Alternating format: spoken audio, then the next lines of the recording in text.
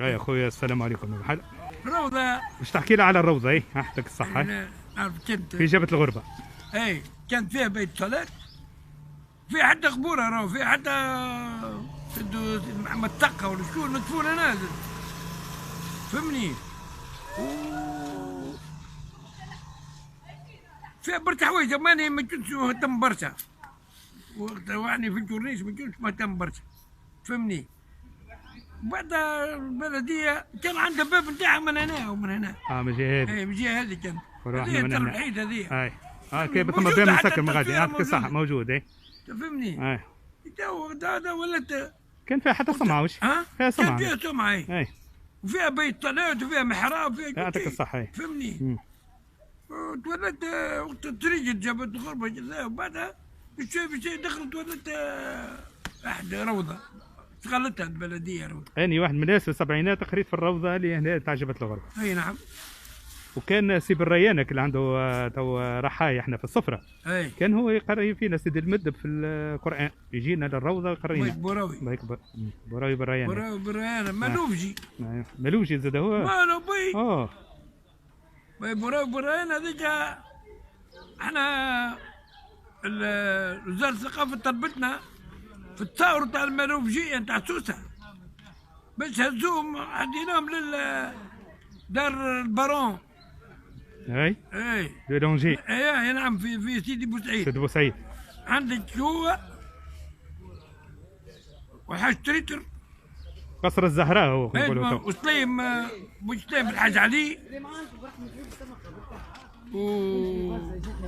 عمر العابد،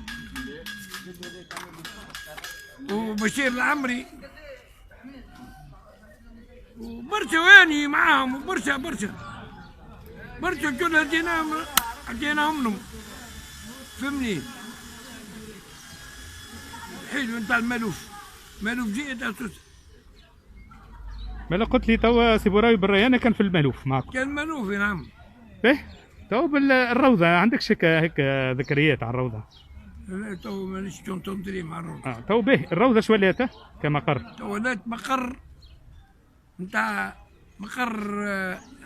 تاع الكثافه، مقر جهوي تاع الكثافه نتاع جهه سوسه كامله، ولايه سوسه. برك ما قعدش على خيل هامر. احسن انه ويعملوا فيه دي دون دي وقت رمضان، وقت المدرسه يعطيوا للفورنتير سكولاري الزواوليه وحاجه باهيه. غير تو فرتت البيع الكل هذه المجرونه اللي اسمها الجرونه. الله غالب نوريو احنا شنو الروضه اللي كنا نحكيو عليها. هو الحيط هذا الابيض والباب هذايا.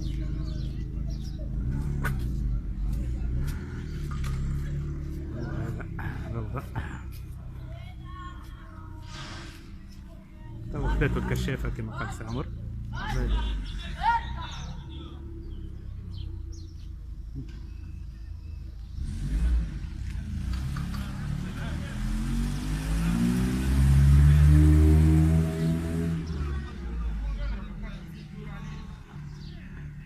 باهي سي عمر، يعطيك الصحة في هالمعلومة. واحنا اليوم شفنا المعالم، تنجم تقول معالم الماني معالم بجبل الغربة.